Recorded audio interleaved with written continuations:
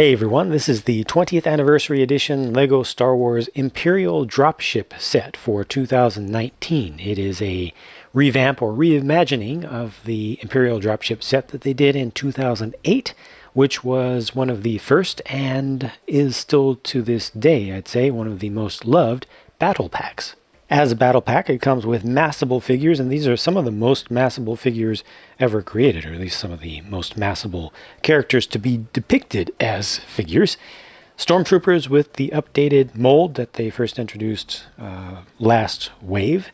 They are with dual molded helmets that cannot turn their heads very much, but from many angles they are very accurate. From some angles they look awkward. Some people really like these, and that's completely understandable. Some people really dislike them because they're very, well, partially because they're very different, partially because they do have some strange proportions relative to what we've gotten before.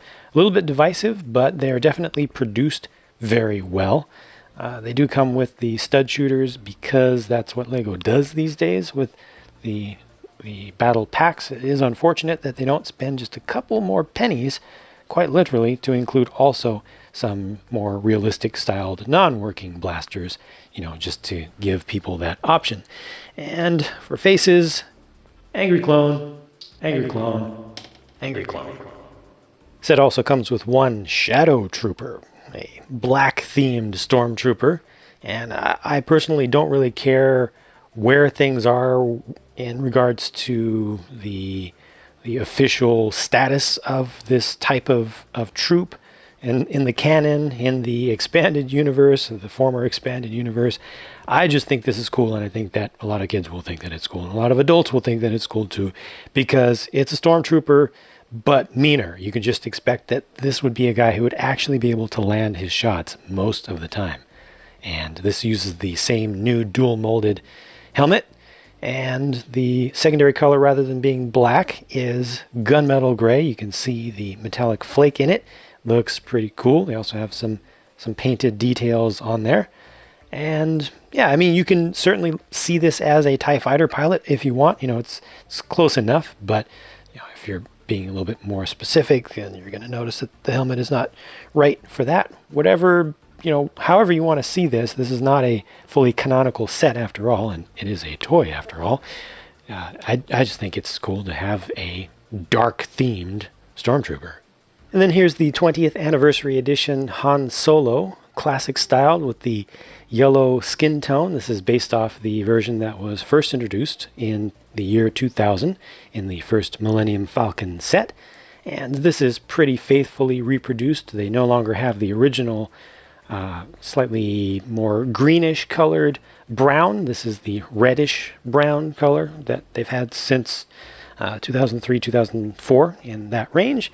But I think that's a perfectly fine substitution. Now, this does have the huge sign on the back. They had to put something on these figures to distinguish them from the original, so the originals maintain their value and these don't get passed off as originals. But I personally feel like that sign, that banner ad that they put on the back, is not very classy. They could have done something nicer, something more subtle, and that wouldn't have messed up the look of the figure from as many angles quite as badly. On the right here is my actual original year 2000 Han Solo, so you can see the difference in the colors of the hair. Unfortunately, the opacity of printing these days is not quite as good as it used to be, which is a shock, a surprise to me. The particular one that I have here does have that one blemish in the yellow print, the old one in the yellow print on the chest right there. So that's not as good, and there's a little bit of a splotch to the right as well on the tan. But you can see that there is more paint there, and also on the legs, everything on the old one is more crisp. So there are production variations that occur today just like they did yesterday, but overall I think I prefer the print quality of the old ones. I do have a crack that has developed there. It might happen on my new one at some point as well, but ultimately LEGO has provided a throwback figure that for a lot of people will just be a cool collectible. Comes with a nice stand as well, as all of the 20th anniversary edition throwback figures do. And here I think the print is perfectly fine. You know, it brings attention to it, and all of them are consistent. They just have the name printed at the base. It's nicely, nicely offered up. The small dropship here is an original Lego design. The 2008 version was an original design as well. That's been known for quite a long time, but oftentimes people like to go to Google and search for Star Wars Imperial Dropship and just pick any result and say, no, it's actually based off that. But Lego has again confirmed in the instructions that they designed this, and it's not a canonical thing. When I looked at the pictures initially, the fact that it didn't look like the original bothered me, because the original just had such a unique design and a unique look that was very heavily dominated by its windscreen piece. This uses that helicopter windscreen piece that's been used on 1,472, I believe, helicopters to date.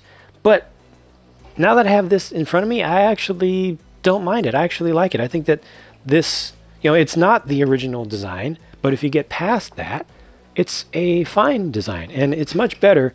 Don't worry about the wiggling back there. That's actually intentional and a good feature.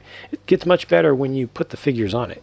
See, they all have their spaces where they fit, and they fit very comfortably. There is no hassle in putting them on, and they have easy access to put them on and take them off, and they can all hold their blasters.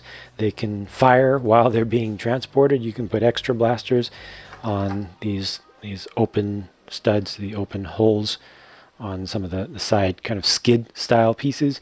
You can change the angles of these vanes or flaps back here that are around the engines, and it has, being a dropship, it has to be able to drop the figures off, and you could easily just take them off. You can take them off, put them on very simply, but they also have this ability to just drop all of them off at once on a little landing platform, which makes it even quicker. You could also put cargo on here, potentially. I think would probably be even a better use for that, but it's a simple mechanism, and it works effectively. See, it just captures a single small Technic lift arm right in there. Line that up, and there it goes. You just pick it back up. So this is a nice design for what it is. Uses 4 stickers, one up here, one on either side here, and then the console, surprisingly, is another sticker. They didn't use a printed piece there, so it's a unique design this time around. This is a very nice little build. I like it much better than I thought I would. And it's a good parts pack at the very least, and definitely welcomes customization. The set has just a few actual spares, plus some extra studs for the stud shooters, and they have one of these 2x4 plates to connect multiple 20th anniversary edition figure stands together. Sweet! I like this thing. It makes me happy. It just feels right. It feels like a fun toy. I think maybe you might even need to get it in your own hands to really experience that yourself. I never got the original version from 2008, and I always thought that it was overvalued by fans. It was overhyped. I never really got it, but now I think I kind of get it. It's not an amazing thing. It's not groundbreaking. The design of the ship itself is nothing too special. The characters are just massable grunt units, except for the one who's used as a pilot here, who's just a recolor. Nothing really special, but it's just really good in its own small cutesy way. It's very Lego. It just brings out some of the core happiness, the core fun, and the core goodness of Lego itself, but within a Star Wars context. So in that sense, I think it's a very good set, possibly even a great set. It's, again, very massable. I can easily see anybody getting at least 2 of these, building at most one of the actual drop ships, and then using the extra parts for other things. It's really good. Yeah, I think that the anniversary edition Han Solo has its issues, but it's nice to have that as a collectible. But I think most of the value here is just in the core set itself, just as it was in 2008. There you go. You can check out the build for this if you want to. I built it with one other small new Star Wars set. I will link to that on the screen right now, and talk to you again soon.